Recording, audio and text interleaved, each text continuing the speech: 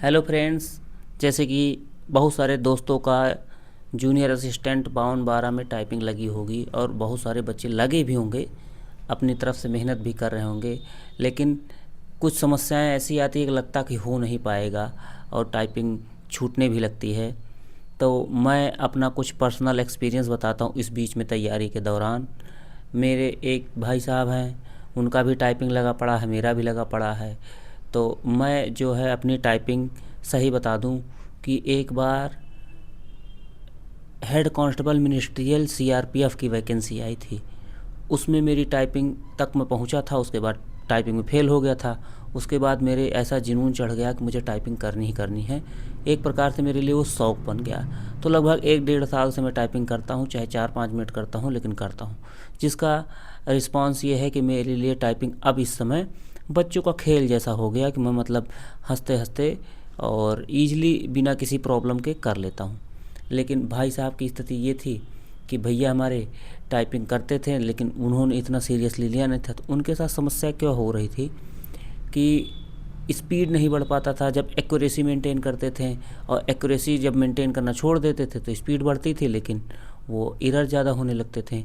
तो मैं इस कहानी से आप लोगों को एक थोड़ा सा बताना चाहता हूँ कि टाइपिंग जब भी आप करिए तो पूरा फोकस होके ही करिए। चाहे दिन भर में कई बच्चे से होते ना कि पूरा दिन लगे पड़े हैं, मार एकदम तोड़ डाल रहे होंगे, मतलब ये चीज़ें ज़रूरी नहीं हैं।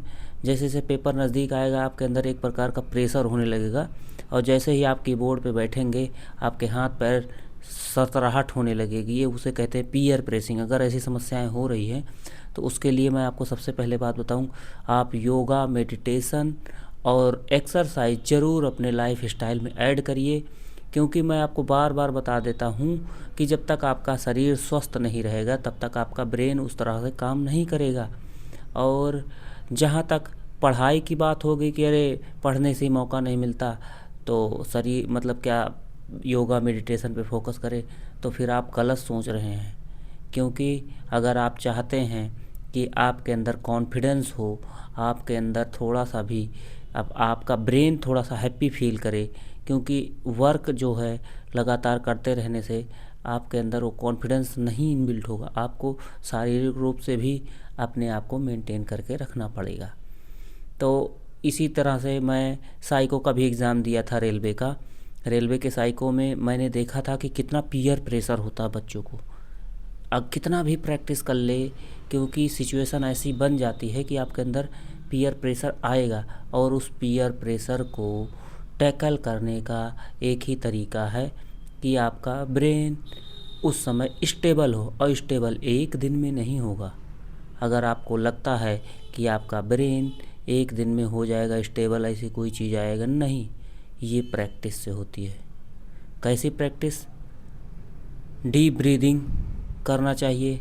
कितना भी मतलब वो हो, हाइपर सिचुएशन हो जाए, तो अपने आप को कैसे तुम मेंटेन करते हो, ये होता है आपका पीयर प्रेशर झेलने का तरीका।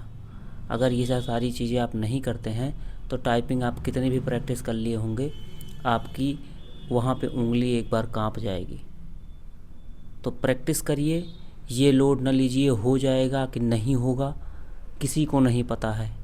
न मुझे पता है, न आपको पता है कट ऑफ कितनी जाएगी। तो अभी से कट ऑफ की चिंता करने की ज़रूरत नहीं है। अभी से ये डिसाइड करने की ज़रूरत नहीं कि मेरा तो होगा ही नहीं, इतना है उतना है।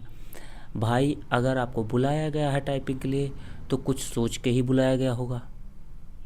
तो सिंपल सी बात है, अपना काम करिए, लग के करिए, बहुत दिमाग मत लगाइए। बस मेरा यही सजेशन है आप लोग को।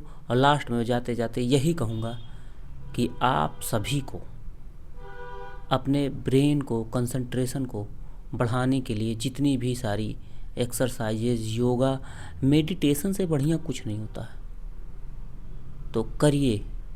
मैं आपको बता दूं, मैं तो रनिंग करता हूं।